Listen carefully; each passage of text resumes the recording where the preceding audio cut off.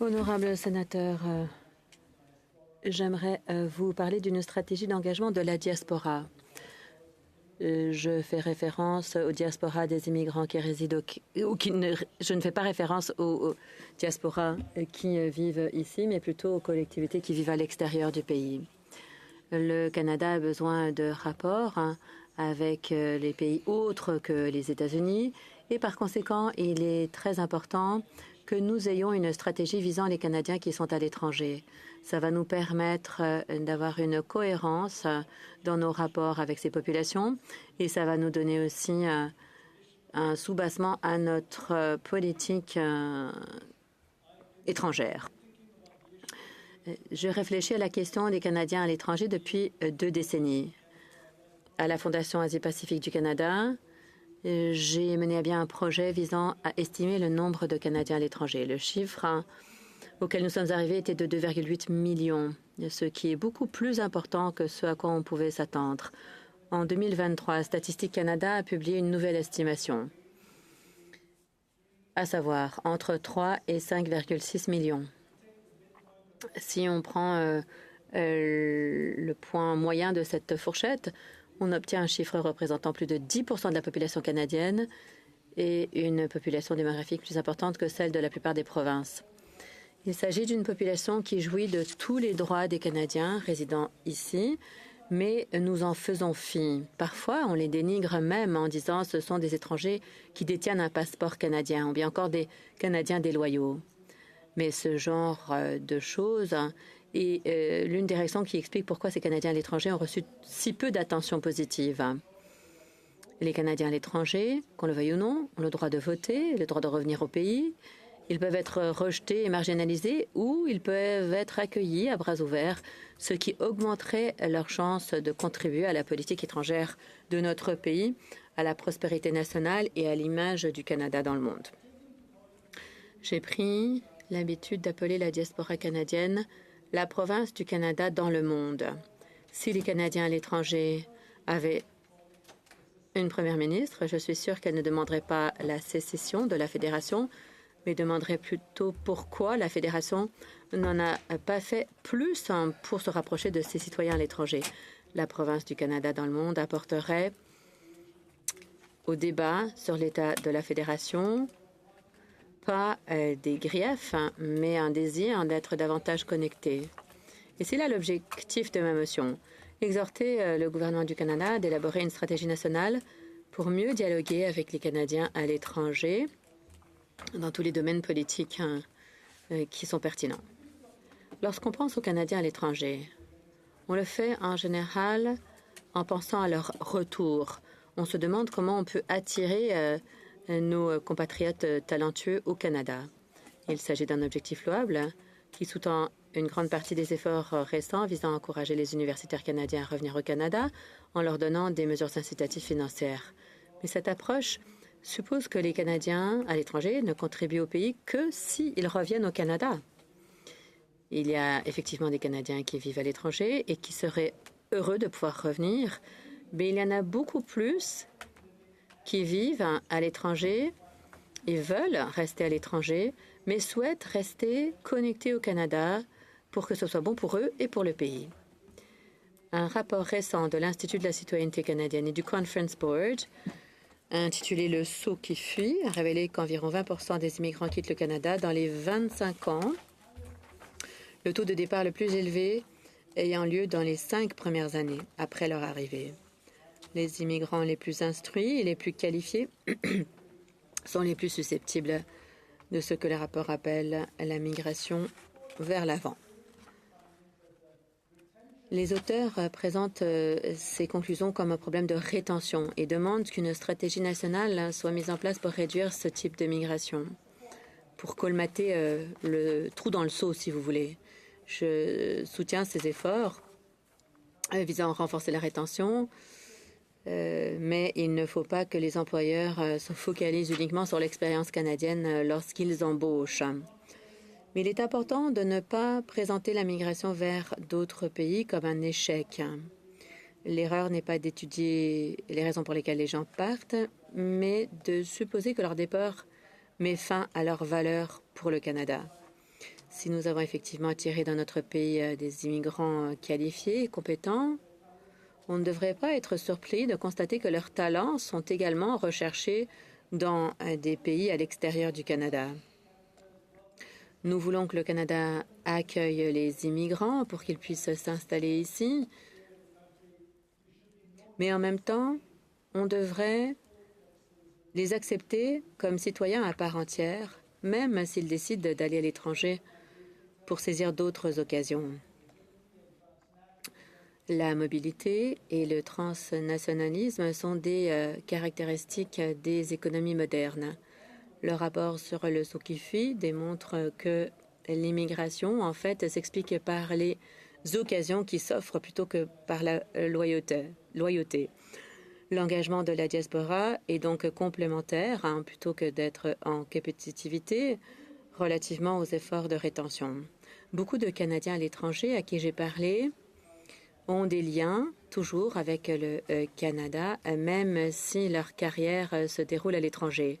Ils suivent la politique canadienne, ils parrainent des étudiants et ils permettent des connexions entre les entreprises. Mais c'est vrai qu'il y a beaucoup d'obstacles qui les empêchent de se sentir proches du Canada, notamment en matière d'élection, d'imposition ou d'avantages sociaux.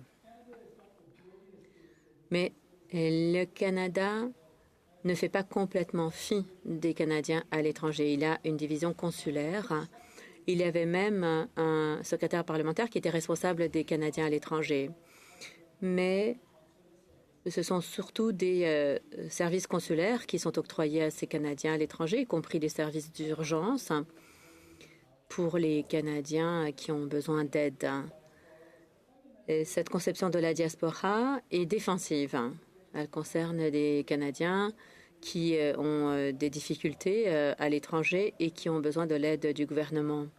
Ce n'est pas une critique des services consulaires qui sont offerts aux Canadiens quand ils ont besoin d'aide à l'étranger. Je sais également qu'il y a des limites en matière de mandat et de ressources. Mais je crois que de dire que les Canadiens à l'étranger sont en fait un problème relevant des services consulaires, ça nous empêche de réfléchir de façon plus large aux avantages qu'offre la diaspora. C'est comme si on parlait uniquement du coût de l'assurance habitation plutôt que de parler de la valeur de la maison à proprement parler. Dans la mesure où on pense aux Canadiens à l'étranger de cette façon, il y a pourtant beaucoup de Canadiens connus qui vivent aux États-Unis et on a une bonne impression d'eux. On pense aussi aux Canadiens vivant à l'étranger comme nos compatriotes qui vivent en France, en Allemagne et ailleurs. C'est vrai qu'il y a beaucoup de Canadiens qui vivent en Grande-Bretagne et en Europe et ils forment une part essentielle de la diaspora canadienne. Les Canadiens de ces pays font déjà partie de notre histoire en raison de nos liens outre-Atlantiques. Et d'ailleurs, l'hymne où nos compatriotes ont tendance à penser à nos Canadiens en Europe ou aux États-Unis comme étant plus près que les diasporas en Asie. Mais comme Carney l'a dit, les choses ont changé. Il y a un nouveau monde qui nous attend. Une stratégie internationale fondée sur une géométrie variable et des alliances avec des partenaires non traditionnels implique de tendre la main aux Canadiens à l'étranger. Au-delà de la bulle atlantiste, il faut travailler avec des groupes de la diaspora canadienne dans ce qu'on appelle le Sud global et tirer parti des connaissances, de l'expertise et des réseaux qu'ils ont dans ces marchés. Je pense aux éducateurs canadiens qui enseignent dans des écoles canadiennes à travers l'Amérique latine, aux membres des nombreuses chambres de commerce canadiennes en Afrique, aux professionnels canadiens dans le monde arabe et de quelques 300 000 Canadiens à Hong Kong, dont la plupart sont originaires de Hong Kong et qui entretiennent des liens étroits avec le Canada. Le fait de vivre à l'étranger entraîne souvent une distance pratique et émotionnelle par rapport au Canada qui, avec le temps, réduit le sentiment d'appartenance au pays. Il s'agit de choses banales comme l'accès aux services, le paiement des cotisations et des impôts, l'obtention d'informations sur les changements de politique, les difficultés liées au retour au pays, le vote et autres. Chaque obstacle contribue à l'aliénation de nos citoyens à l'étranger, ce qui réduit l'intérêt pour le Canada en tant que lieu où on peut discuter, établir des liens, créer des opportunités et surtout où on peut revenir. Un exemple évident est le vote à l'étranger. Certains d'entre vous se souviendront que nous avons modifié la loi électorale de 2017, ou en 2017 plutôt, afin de rétablir le droit des Canadiens à l'étranger de voter aux élections fédérales, même s'ils résident à l'étranger depuis plus de 5 ans. De nombreux Canadiens à l'étranger ont exprimé leur frustration face à ce qu'ils considèrent comme un processus onéreux qui implique une inscription préalable, les aléas du courriel international et des délais serrés. Un reportage indique que les Canadiens à l'étranger votent moins que leurs homologues américains, ce qui n'est pas le cas lorsqu'il s'agit de voter au pays. Il y a quelque temps, j'ai entrepris une campagne de sensibilisation auprès des membres des chambres de commerce canadiennes de la région Asie-Pacifique afin d'en savoir plus sur leur expérience et leurs besoins et sur la manière dont le Canada les soutenait. La conclusion principale n'était pas que le Canada n'avait pas la capacité d'en faire plus à l'étranger, mais plutôt que nous manquions de coordination ou d'une intention politique claire. On peut résumer ce qu'on a entendu en 3 points. Encourager la communauté à l'étranger, rendre le Canada accessible et tirer parti de l'expérience mondiale. Ces 3 domaines peuvent facilement être rattachés à des domaines de responsabilité fédérale, y compris les missions à l'étranger, les ministères chargés de la prestation des services et l'influence du premier ministre et de son cabinet. Ce que je propose ne nécessite pas la création de nouvelles structures ni d'une refonte complète des processus administratifs, mais plutôt une redéfinition du rôle des Canadiens à l'étranger afin que les politiques existantes visent à trouver des moyens de mieux tirer parti de cet atout caché, de célébrer les réalisations et de cultiver l'attachement. Au cours de la dernière législature, j'ai commandé un rapport à l'Institut des études canadiennes de l'Université McGill sur l'état de la recherche concernant les Canadiens à l'étranger. Le rapport a permis d'en apprendre plus sur les Canadiens qui vivent à l'étranger et de l'impact des politiques canadiennes sur les Canadiens résidant à l'étranger. Le Canada a tardé à reconnaître l'importance et la valeur de sa diaspora par rapport à d'autres pays. L'Irlande dispose d'une stratégie gouvernementale globale en matière de diaspora. La France et l'Italie offrent une représentation politique officielle à leurs citoyens étrangers. La Nouvelle-Zélande a une stratégie qui vise à tirer parti de son réseau global Kiwi pour favoriser la croissance économique. L'Inde a un programme dédié à ses citoyens à l'étranger ainsi qu'aux personnes d'origine indienne et organise chaque année un événement majeur pour célébrer sa diaspora. Hier, le Comité permanent des affaires étrangères, du commerce et du développement a tenu des audiences sur le thème des Canadiens à l'étranger. Les témoins ont largement validé l'idée que nos citoyens à l'étranger constituent des atouts sous-utilisés et que le gouvernement du Canada peut tirer parti de cette communauté sans créer de nouvelles bureaucraties ni engager de nouvelles ressources importantes. Comme l'a déclaré un témoin, le point de départ consiste pour le gouvernement à signaler qu'il apprécie les Canadiens à l'étranger et qu'il souhaite les inclure activement dans les efforts d'engagement international du Canada. Cela suffira à donner l'impulsion nécessaire aux nombreuses organisations commerciales, culturelles et universitaires affiliées au Canada à l'étranger à mobiliser leurs ressources de manière plus délibérée, en collaboration avec les ambassades et les consulats dans leur juridiction. J'encourage les sénateurs à prendre la parole au sujet de ma motion et j'ai hâte d'entendre vos points de vue. Je soupçonne que la plupart d'entre vous en cette Chambre ont un parent ou un ami proche qui est un Canadien vivant à l'étranger. Nous avons même d'anciens sénateurs qui font partie de la diaspora canadienne et ils semblent très bien s'en sortir.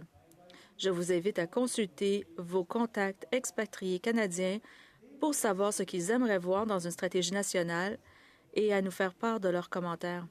Même si notre Chambre est organisée par région, aucun sénateur ne représente une réunion de plus de 4 millions de Canadiens. Ils constituent la province du Canada dans le monde et méritent d'être entendus. Cette motion est ma modeste contribution pour leur donner une voix. Merci.